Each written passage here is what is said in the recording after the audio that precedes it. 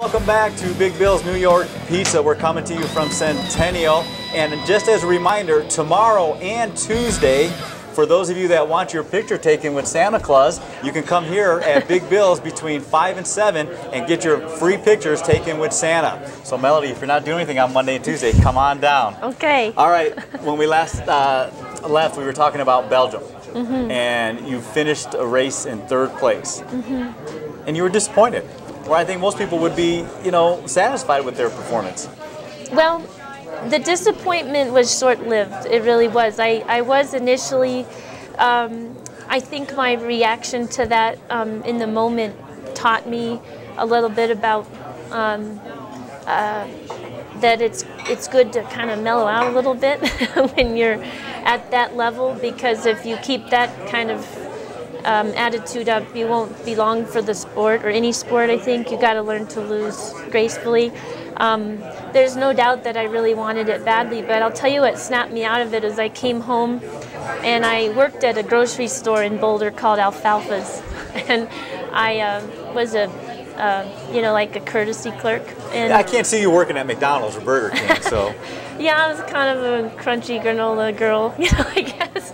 And Alfalfa's was a fantastic place, and I was bagging some guy's groceries one time, and he said, "I am really sorry to hear about your 3rd place in Worlds."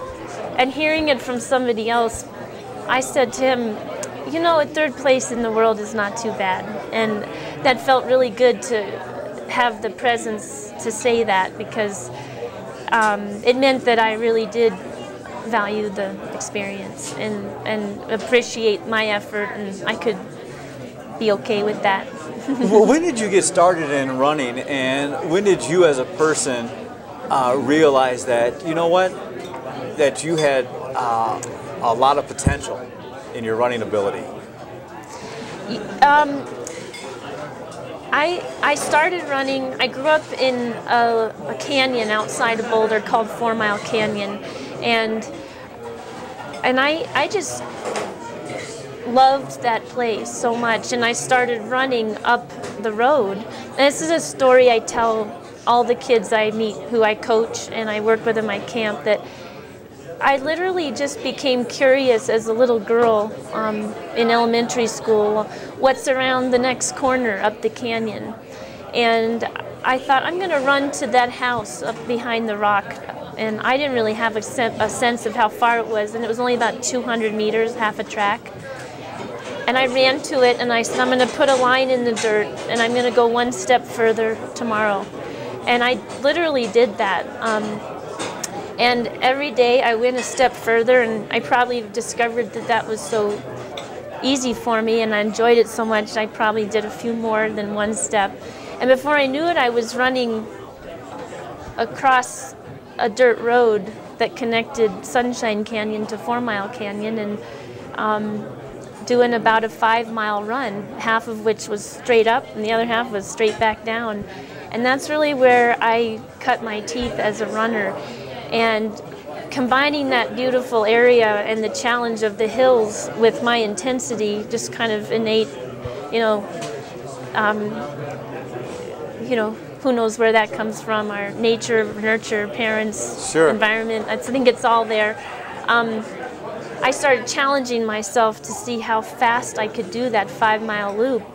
And I know that I was going anaerobic to a much higher degree at a very young age than probably any kid in the country. I'm guessing.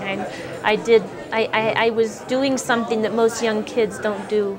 And when you put on these camps, how do you take this, and as you're watching today's kids, they got to have the physical discipline and the mental discipline. How do you handle that if they don't have that? That's a great question, and it's really a challenge I'm still working on, and I'm trying to learn as much as I can from different schools of thought about how to approach it, because I know these girls, they want to do well so badly, and I feel like these days a lot of the challenge is trying to help them, teach them a way of focusing their energy, because when I was in high school, there was no internet, there was no and all the things that come with that, Facebook and Sure. Tweeting and cell phones and all this stuff, and all these websites they can go to and read what everybody else is doing. And I found the magic for me in great part came from my inner discipline and that ability to really focus and kind of block out distraction.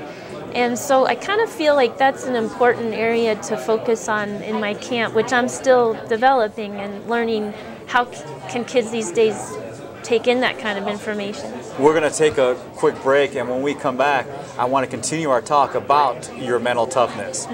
When we come back, we'll continue our talk with Melody Fairchild right here at Big Bill's New York Pizza on Colorado Sports Connection.